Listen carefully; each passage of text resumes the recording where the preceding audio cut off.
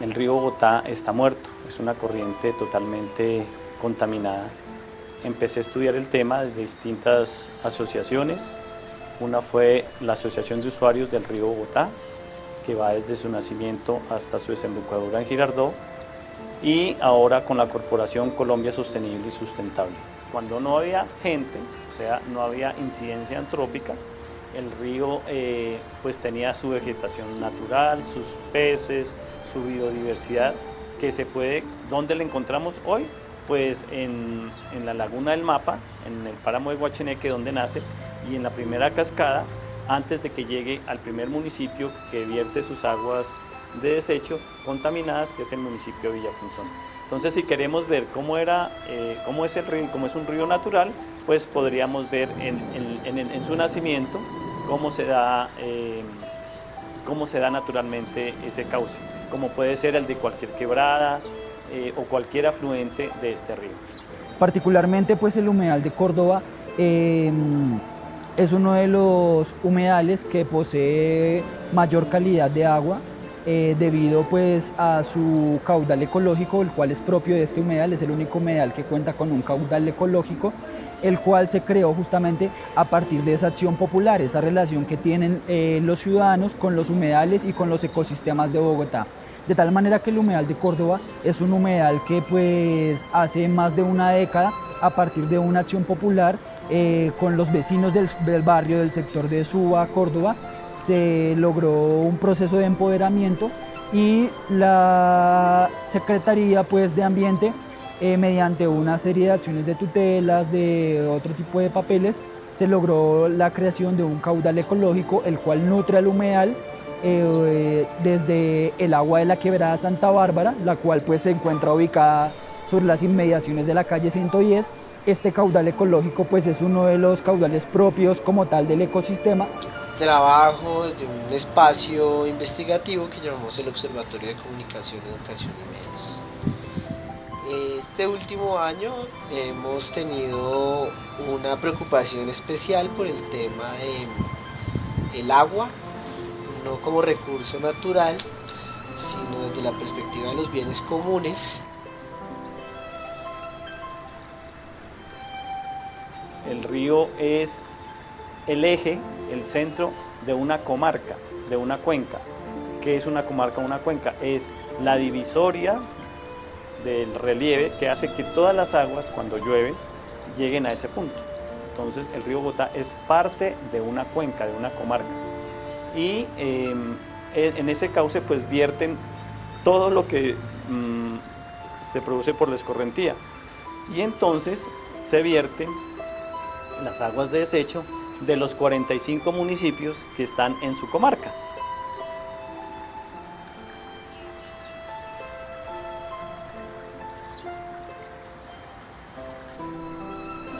Mediante ciertas acciones populares, el humedal de Córdoba ha sido considerado como el humedal de los buenos vecinos, esto debido a que la comunidad se ha empoderado tanto del espacio biofísico del humedal, que este humedal hoy por hoy cuenta con su propio caudal ecológico. El caudal ecológico se construyó para suplir el déficit hídrico que hoy por hoy sufren todos los ecosistemas híbridos en la ciudad de Bogotá, es decir, los humedales. Este caudal ecológico pues transporta agua desde la quebrada Santa Bárbara, la cual se encuentra situada sobre la calle 110 en Usaquén, recorre por los canales de Molinos y llega hasta el humedal de Córdoba. Como mencionaba, pues fue toda una serie de un proceso de acción popular, de empoderamiento de la comunidad, donde se lleva a cabo un proceso socioambiental que involucra pues el beneficio para las partes, el beneficio para el humedal porque este caudal suple el déficit hídrico y adicionalmente pues es un ecosistema que alberga una cantidad de especies considerable para encontrarse en Bogotá y adicional pues hay procesos de educación ambiental, involucra a las personas y hoy por hoy es uno de los humedales mejores conservados. Lo que llamamos la gestión comunitaria del agua, las maneras autónomas como la gente ha venido produciendo una serie de relaciones y de formas de gobernanza alrededor del agua y cómo esto también se constituye en un aprendizaje fundamental para hacerle frente a todas estas políticas que mercantilizan o que pretenden mercantilizar el agua o la ven como un recurso. La indiferencia y la corrupción. Es decir, corrupción es que nos adueñamos de lo que es de todos, o sea, el agua, para beneficio particular y no nos importa. Entonces, alrededor del saneamiento del río Bogotá hay una gran indiferencia, una gran corrupción, porque muy fácilmente, solo permitiéndole que esté limpio, pues se puede sanear nuevamente. No descontaminar, ojo, sanear. Sanear es evitar que le lleguen las aguas de desecho a su cauce. Si el río Bogotá pasara por la avenida Caracas, muy seguramente para Bogotá seríamos conscientes, pero como va al final de Bogotá, por ejemplo, pues no es de nadie y no sabemos en qué momento o es de Bogotá, o es de Funza, o es de Bogotá, o es de Cota. Es imposible. Todos debemos estar alrededor del río, pero las normas, el derecho ha complicado a tal punto que el río termina siendo de nadie, y como no es de nadie, pues finalmente no hay dolientes.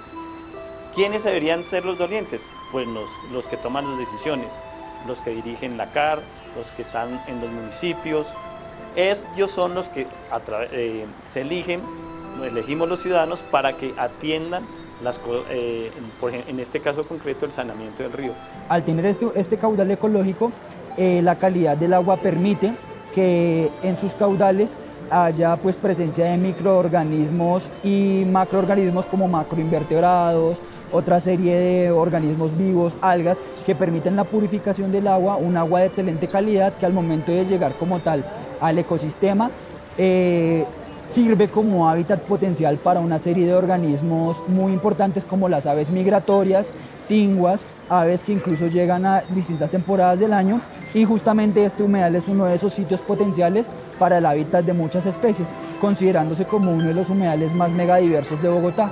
¿Qué estamos haciendo? Tratando de revisar cómo es que la gente históricamente se ha organizado para constituir primero la defensa del agua, el cuidado de ese ecosistema para la producción de agua, pero también las formas autónomas como han venido generando gobernanzas alrededor del acueducto comunitario. Nos parece que eso es fundamental y que da pistas de cómo ir construyendo caminos para hacerle frente a estas opciones neoliberales que cada vez son más fuertes. Las peleas, los debates, las estrategias, las formas de resistencia como la gente ha venido planteándose justamente esa arremetida neoliberal que no solamente está en la disputa por el territorio, sino también en los marcos jurídicos que hacen cada vez más difícil tener una gobernanza propia de una comunidad sobre el agua. Entonces hemos revisado como algunos liderazgos históricos que han estado allá. Hemos tratado de construir con la misma comunidad esa memoria del acueducto comunitario, y a partir de ello también hemos hecho unos recorridos, pensamos hacer otro tipo de actividades, talleres y demás que nos permitan en primera instancia entender un poco cómo es que ha funcionado ese liderazgo y esa construcción de un proyecto colectivo alrededor del agua.